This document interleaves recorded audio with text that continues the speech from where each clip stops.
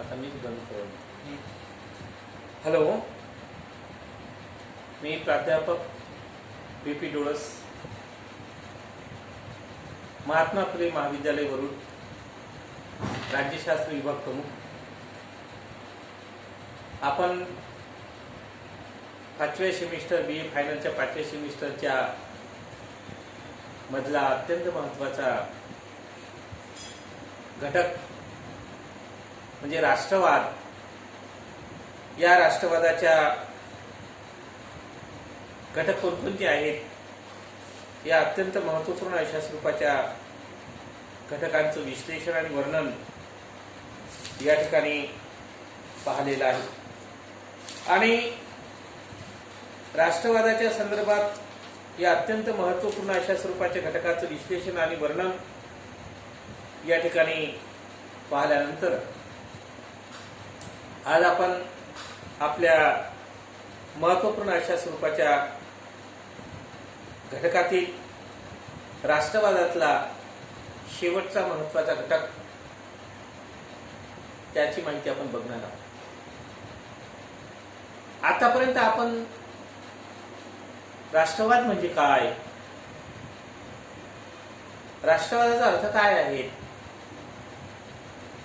राष्ट्रवादाचे घटक कोणकोणते आहेत, राष्ट्रवादाचं स्वरूप काय आहे, या अत्यंत महत्त्वपूर्ण राष्ट्रवादाच्या सर्व महत्त्वपूर्ण घटकांचं विश्लेषण आणि वर्णन बघितलं. आज आपल्याला आता या ठिकाणी राष्ट्रवादाच्या संदर्भात ज्या महत्त्वाच्या घटकांचं विश्लेषण आणि वर्णन बघायचं आहे, तो अत्यंत महत्त्वपूर्ण अशा स्वरूपाचा घटक म्हणजे भारतीय राष्ट्रवादाची सध्याची स्थिती काय आहे. आता आपण पूर्ण राष्ट्रवादाच्या संदर्भात शिकलेलो, माहिती घेतली आपण. मी सांगितलं तुम्हाला का त्याचा आपण राष्ट्रवादाचा अर्थ, राष्ट्रवादाची त्या व्याख्या कोणकोणत्या आहेत, ह्या सर्व महत्त्वाच्या घटकांचा आपण अभ्यास केला. आता आपल्याला पाहायचं आहे का भारतीय राष्ट्रवादाची सध्याची स्थिती काय आहे. सध्या म्हणजे आजची स्थिती काय आहे. आता आजची स्थिती पाहत असताना भारतातल्या आजच्या राष्ट्रवादाच्या बाबतीमध्ये आपण महत्त्वाचा घटक पाहणार आहोत.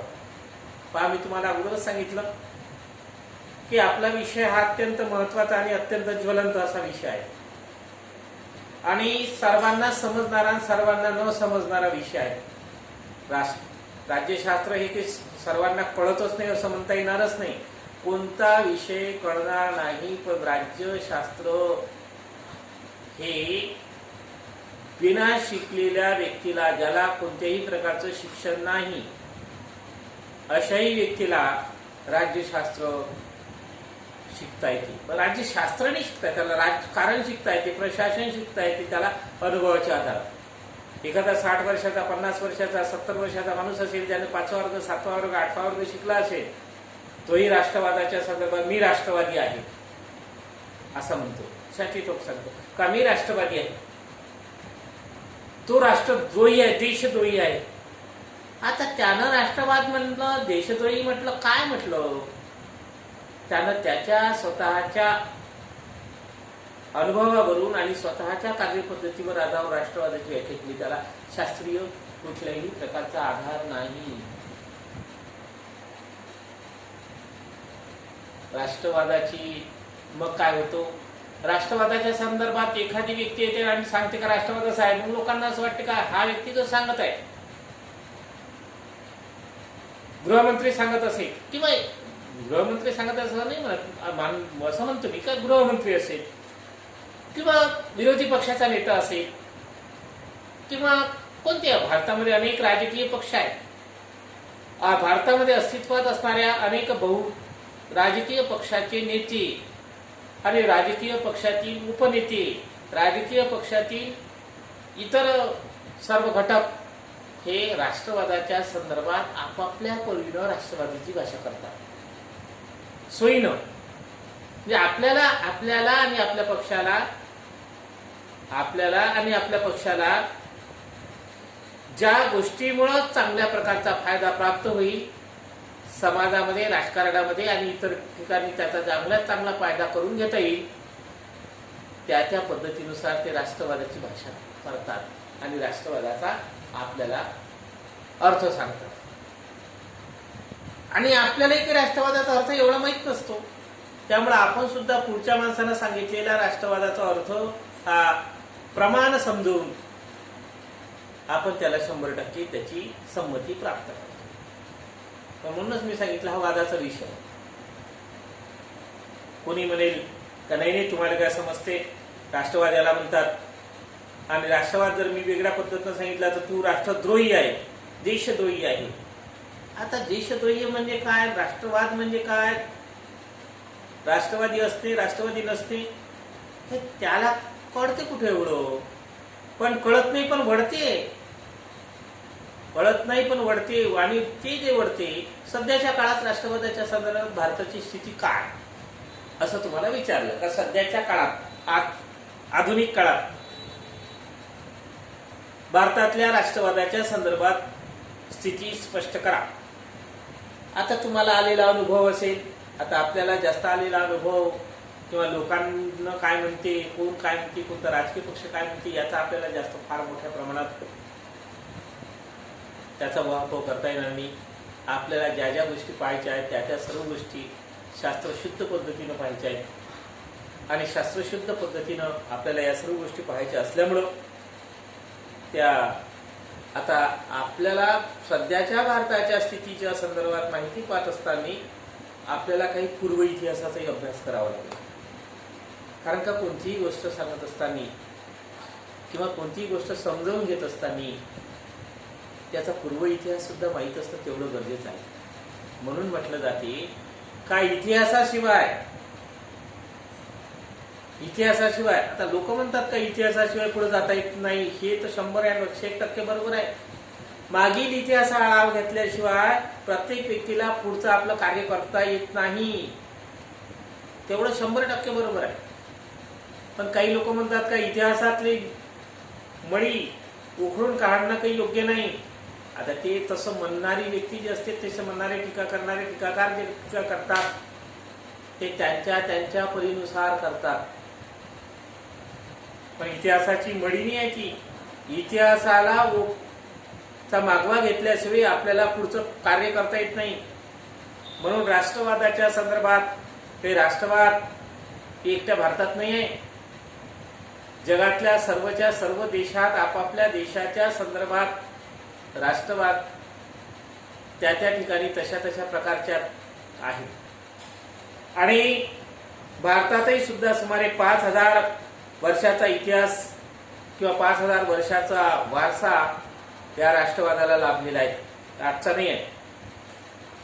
अफगाणिस्तान, नामा, ब्रह्मदेश, नेपाळ, श्रीलंका या पसरलेल्या विशाल आकाराच्या भूखंडावर म्हणजेच अखंड अशा भारतीय भूप्रदेशावर काही सम्राटांनी काय केलं, पूर्वीच्या काळामध्ये आक्रमण केलं आणि आपली सत्ता प्रस्थापित केली.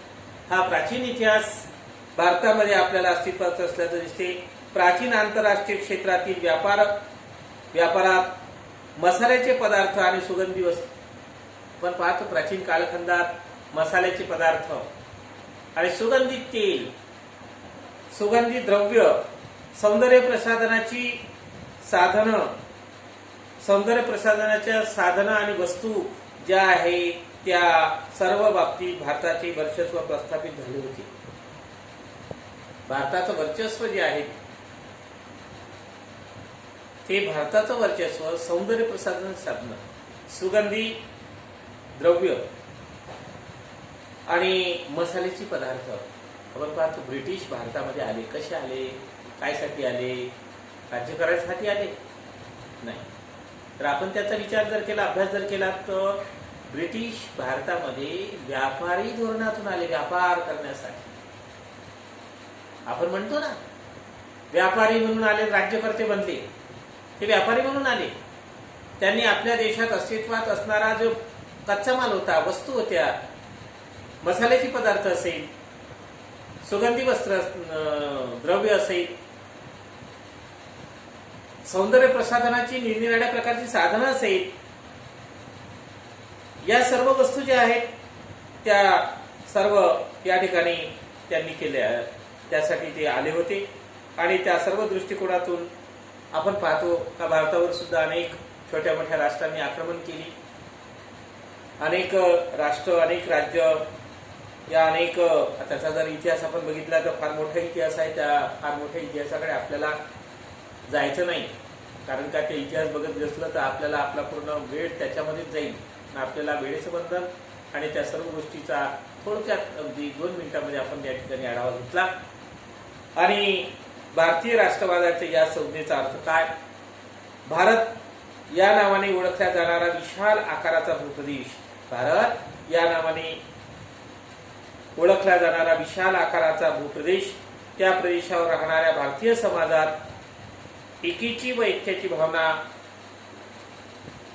या ठिकाणी असं भारतीय राष्ट्रवादाची गणना करता येईल. म्हणजे ज्या ठिकाणी भूप्रदेश आकार जो आहे त्याची ऐक्याची भावना, एकतेची भावना, भारतातल्या सर्व लोकांच्या एकतेची भावना.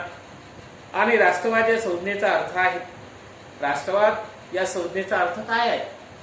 तर भारतीय राष्ट्रवाद या संज्ञेचा अर्थ असा आहे की आपल्या विशाल स्वरूपाच्या आकाराचा अस्तित्वात असणारा भूप्रदेश आणि त्या प्रदेशावर राहणारे भारतीय लोक, त्यांची एकाची व ऐक्याची भावना, हे भारतीय राष्ट्रवादाच्या संज्ञेचा अर्थ आहे. आता भारतामध्ये अनेक प्रकारचे प्रदेश आहेत, त्याला प्रादेशिक राष्ट्रवाद असं म्हटलं. प्रादेशिक राष्ट्रवाद हे तुम्हाला जसं मागच्या व्हिडिओमध्ये सांगितलं, महाराष्ट्र आहे, मध्य प्रदेश आहे, उत्तर प्रदेश आहे, पश्चिम बंगाल आहे, बिहार आहे, हा प्रादेशिक राष्ट्रवाद झाला. प्रादेशिक, मला माझ्या महाराष्ट्राबद्दल आदर आहे, मला माझ्या महाराष्ट्राबद्दल प्रेम आहे, सहकार्य आहे, सहानुभूती आहे, कारण हा महाराष्ट्र ही माझी जन्मभूमी आहे, कर्मभूमी आहे, माझे या मातीशी हजारो वर्षापासूनचे संबंध आहेत. आणि म्हणून या प्रदेशाबद्दल मला आपुलकी आहे. कुठे गेलो मी, बिहारला गेलो, उत्तर प्रदेश गेलो, पश्चिम बंगाल गेलो, कुठेही गेलो, तुम्ही गेले तर तुम्हाला तुमच्या महाराष्ट्राबद्दल म्हणजे प्रादेशिक राष्ट्रवाद, याला म्हटलं प्रादेशिक राष्ट्रवाद. मध्य प्रदेशच्या लोकांना किंवा बिहारच्या लोकांना, उत्तर प्रदेशच्या लोकांना महाराष्ट्राबद्दल एवढी आपुलकी वाटणार नाही, कारण का त्यांची सर्व नाळ, त्यांचे सर्व जे आपण घटक मागच्या व्हिडिओमध्ये बघितले, त्या सर्व घटक जे आहेत ते त्यांच्या त्या प्रदेशासोबत त्यांची जुळलेले आहेत, त्या प्रदेशासोबत जुळले, आणि त्या प्रदेशासोबत त्यांचे सर्व ते घटक जुळले असल्यामुळं ते त्या प्रदेशासोबत प्रादेशिक राष्ट्रवादासोबत, म्हणून त्यांना त्यांच्या प्रदेशाबद्दल आदर आहे, आस्था आहे, प्रेम आहे, सद्भावना आहे, एकतेची भावना आहे. म्हणजे त्यांना भारत तर हा देश आहे, परंतु प्रादेशिक राष्ट्रवाद, प्रदेशाबद्दल वाचणारा, आणि त्यांना ते कधीही या ठिकाणी त्याचं भविष्य आहे, त्याची भाषा आहे, त्याचा धर्म आहे, जाती आहेत, धार्मिक उत्सव आहेत, सणवार आहेत, नृत्य आहेत, गायन आहेत. मी तुम्हाला अगोदर सांगितलं का हे सर्व घटक. आता महाराष्ट्रीयन लोकगीत, मराठी लोकगीत, मराठी नृत्य, आपल्याला बिहारचं आवडणार नाही, कारण का आपल्याला महाराष्ट्रात म्हणजे या ठिकाणी भाषा आहेत, ह्या सर्व गोष्टी ज्या आहेत त्या आपल्या या गोष्टींशी समर्पित झालेल्या आहेत. आणि या कमालीची भारतामध्ये विविधता असली तरी भारतीय राष्ट्रवादाचा प्रभाव हा भारतीय राजकारणावर फार मोठ्या प्रमाणावर पडत असल्याचं आपल्याला दिसते. मुस्लिम राष्ट्रवाद,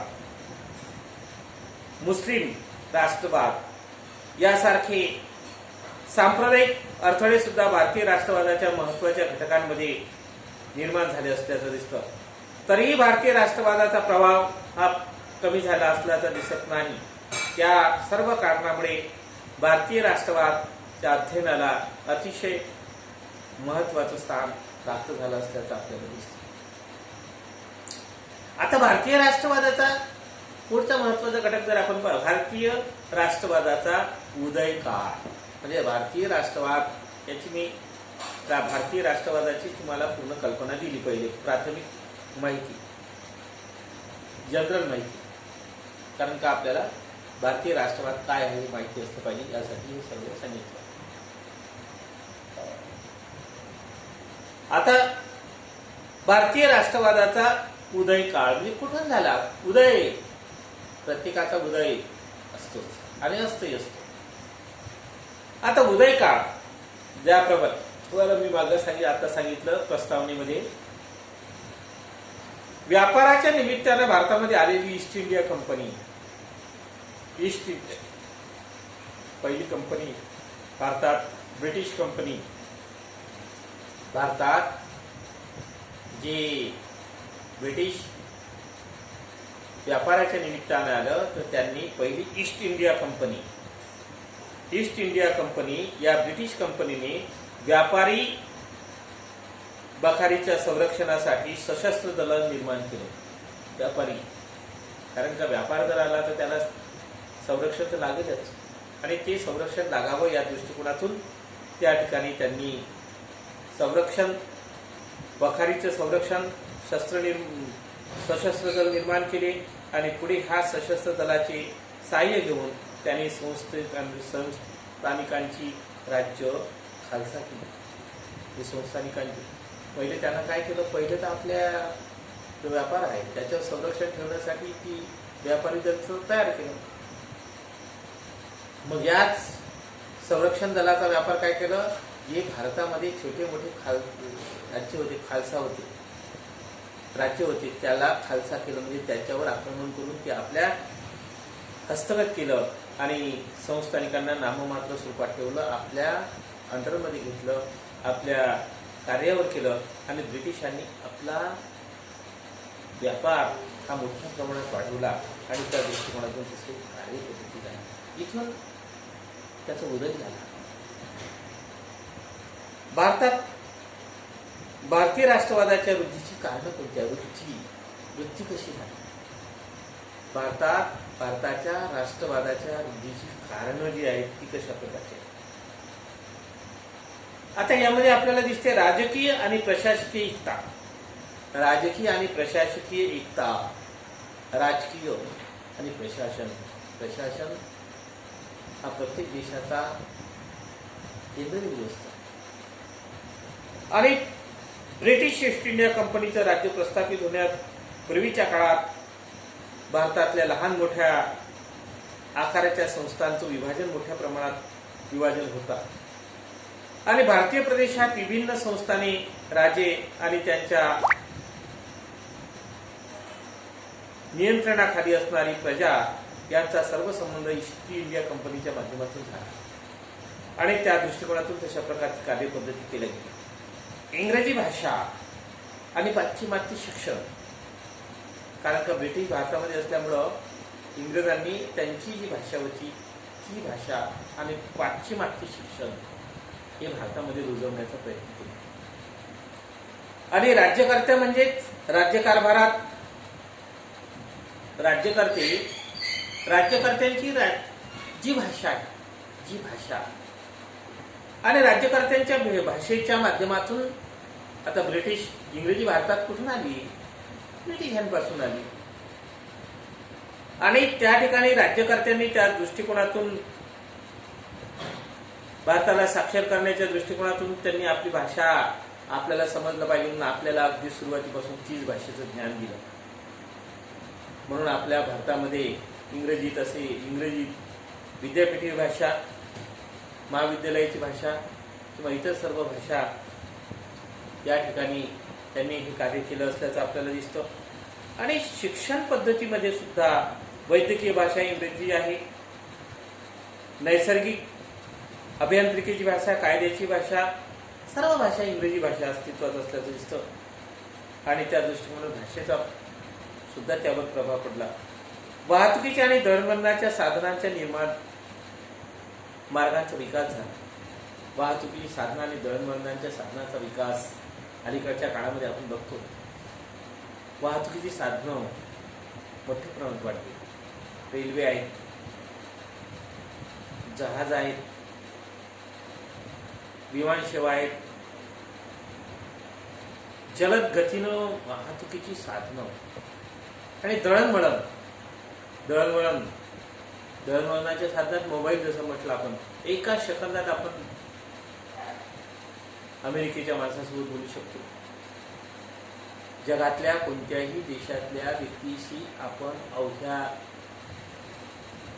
5 सेकंदात 10 सेकंदात संपर्क साधून आपलं त्याला म्हणणं सांगू शकतो, बोलू शकतो.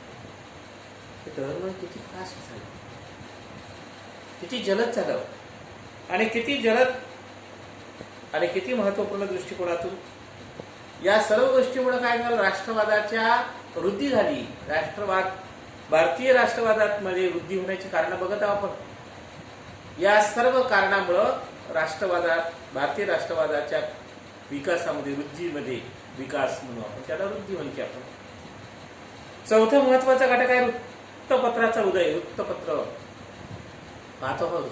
हे अत्यंत महत्वाचे असे आहे आणि अत्यंत महत्वाचे वृत्तपत्र स्वातंत्र्यपूर्व काळात, आधुनिक काळात या ठिकाणी राष्ट्रवादाच्या वृद्धीमध्ये वृत्तपत्राचा सुद्धा फार मोठ्या प्रमाणाचा वाटा आहे आणि तशा प्रकारचा वाटा त्या ठिकाणी आपल्याला अस्तित्वात असल्याचं दिसतं. 5वा महत्वाचा घटक आहे भारतीय राष्ट्रवादाच्या वृद्धीमधला आर्थिक शोषण. या ठिकाणी ब्रिटिश राजवटीत भारतात चहा आणि कॉफीचे मळे होते आणि चहा कॉफीचे मोठे मोठे मळे, कारखाने, खादी आहे, निरनिराळ्या प्रकारचे आहे. आपल्या इथचा माल नेऊन ब्रिटिशांनी आपलं आर्थिक शोषण केलं. कच्चा माल इथून दिला, कापूस नेला, मसाल्याचे पदार्थ, सुगंधी द्रव्य आणि हे सर्व चहा, कॉफी आणि हे सर्व आपल्या उद्योगधंद्याचं त्या ठिकाणी नेऊन त्याच्यावर केलं. म्हणजे आर्थिक शोषण आपलं ब्रिटिशांनी केलं आणि हे सुद्धा एक महत्वाचं कारण आहे. अशा या सर्व प्राचीन भारताच्या समृद्धी वारशाचे पुनरुज्जीवन या ठिकाणी मोठ्या प्रमाणात झालं आणि त्या दृष्टिकोनातून तशा प्रकारची कार्य केली. आता या ठिकाणी आपल्याला दिसते की स्वातंत्र्यपूर्व आणि स्वातंत्र्यानंतरचा जो कालखंड आहे आणि त्या दृष्टिकोनातून भारतीय राष्ट्रवादाची जी प्रक्रिया आहे ती स्वातंत्र्योत्तर काळात, स्वातंत्र्याच्या पूर्वी राष्ट्रवादाच्या प्रेमातून, राष्ट्रवादाच्या उत्स्फूर्ततेच्या प्रेमातून आपण ब्रिटिशांसोबत लढा दिला. आपण लढा का दिला? भारतातले लोक सर्व एकत्रित का झाले आणि ब्रिटिशांविरोधात स्वातंत्र्याची ज्योत पेटवण्यासाठी? कारण का राष्ट्रवादाची भावना, आपल्या राष्ट्राविषयी व्यक्ती असणारं प्रेम आणि ब्रिटिश बाहेरच्या देशातले लोक आपल्या इथे येऊन आपल्यावर राज्यकारभार करते आणि आपल्या त्या कालखंडात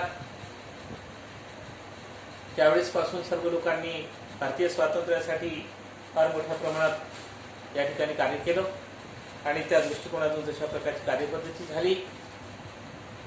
लोकमान्य टिळक, गोपाळकृष्ण गोखले, स्वामी, आता अनेक आपल्याला स्वातंत्र्यपूर्व काळातल्या लोकांची नावं घेता येईल. त्या काळातल्या लोकांनी भारतीय स्वातंत्र्याच्या, राष्ट्रवादाच्या प्रेरणेतून त्यांनी आपल्या भारतीय स्वातंत्र्याला महत्वपूर्ण दृष्टिकोनातून कार्य केले. आणि त्यानंतर आता भारतीय स्वातंत्र्याच्या कालखंडानंतर अलीकडच्या काळात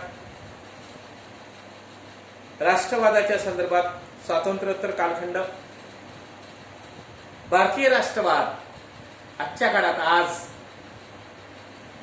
आज जर आपण 2000 साला नंतरच्या काळातला आपण जर विचार केला, राष्ट्रवादाची कार्यप्रणाली कशाला म्हणतात, बदल झाला. पंडित जवाहरलाल नेहरू पासून स्वातंत्र्यापासून तर 80 पर्यंत, 80 नंतरचा 2000 पर्यंत आणि 2000 पासून तर आतापर्यंतचा कालखंड जर आपण पाहिले तर वेगवेगळ्या प्रकारचा काय दिसते आपल्याला. धर्म या आधारावर दुसरे राष्ट्र निर्माण करणं म्हणजे द्विराष्ट्राचा सिद्धांत काँग्रेस पक्षाने या ठिकाणी आणि समस्त भारतीय जनतेचा अमान्य केला होता. म्हणजे धर्माच्या आधारावर राष्ट्र निर्माण करणं या सिद्धांत काँग्रेसना मान्य नव्हता आणि समस्त भारतीय जनतेने सुद्धा तो अमान्य केला होता. ज्याप्रमाणे तुम्हाला सांगितलं का गांधी नेहरूंनाही धार्मिक राष्ट्रवाद अमान्य होता. धार्मिक राष्ट्रवाद महात्मा गांधी आणि आपले पंडित जवाहरलाल नेहरू यांना अमान्य होता. भारतीय लोक प्राचीन काळातील वैभवशाली इतिहासाचा परंपरा आणि अभिमान बाळगत असते आणि तरीही आम्ही जगातील सर्वश्रेष्ठ लोक आहोत या भावनेचा पुरस्कार पंडित जवाहरलाल नेहरूंनी कधीही केला नाही. दुसरी दुहीची बीजे ज्याला म्हटलं जातं, दुही म्हणजे एकमेकात फूट पाडणे, दुहीची बीजे पेरणाऱ्या जमातवादी संघटनांचा त्यांना विरोध होता. दुहीची बीजे लोक म्हणजे पंडित जवाहरलाल नेहरू आणि महात्मा गांधी यांना धार्मिक राष्ट्रवाद हा मान्य नव्हता आणि त्याचा त्यांनी पुरस्कारही केला नाही. पण दुहीची बीजे पेरणाऱ्या जमातवादी संघटनांना गांधीजी आणि पंडित जवाहरलाल नेहरू यांच्या राष्ट्रवादाची प्रतिमा मान्य नव्हती. आर्थिक विकासाला आड येतात आणि त्या दृष्टिकोनातून त्यांनी सांगितलं की आर्थिक विकासाला धर्म आड येतो आणि त्या दृष्टिकोनातून तशा प्रकारच्या त्याचं समर्थनही त्याकडे राष्ट्रीय आणि आंतरराष्ट्रीय राजकारणाकडे पाहिलं असता नेहरूंनी राष्ट्रवादाला समतेच्या तत्वाशी आणि प्रबुद्ध आत्महिताची जोड दिली.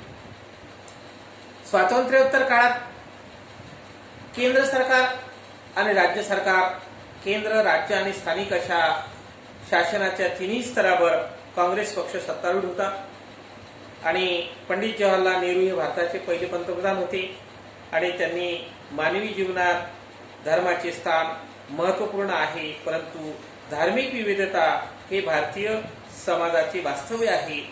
व्यक्तिगत जीवनात धर्म हा महत्त्वपूर्ण असला तरी राष्ट्रीय जीवनात धर्मनिरपेक्षा असली पाहिजे हे भारतीयांनी मान्य केले. अशा वेळी काँग्रेस पक्षाने 1950 मध्ये सुद्धा गरीब हटावचा नारा दिला आणि त्यात सुद्धा त्या ठिकाणी कार्य केलं. स्वातंत्र्योत्तर काळात शासनाची सत्तासूत्रे पंडित जवाहरलाल नेहरू आणि महात्मा गांधी या घराण्याकडे काँग्रेस पक्षाकडे आली आणि त्यानंतर त्या ठिकाणी कार्य चाललं. 1990 च्या दशकात नेहरू आणि गांधी घराण्याची काँग्रेस पक्षावरील पकड ही सैल झाली आणि राजीव गांधीच्या हत्येनंतर पी.व्ही. नरसिंहराव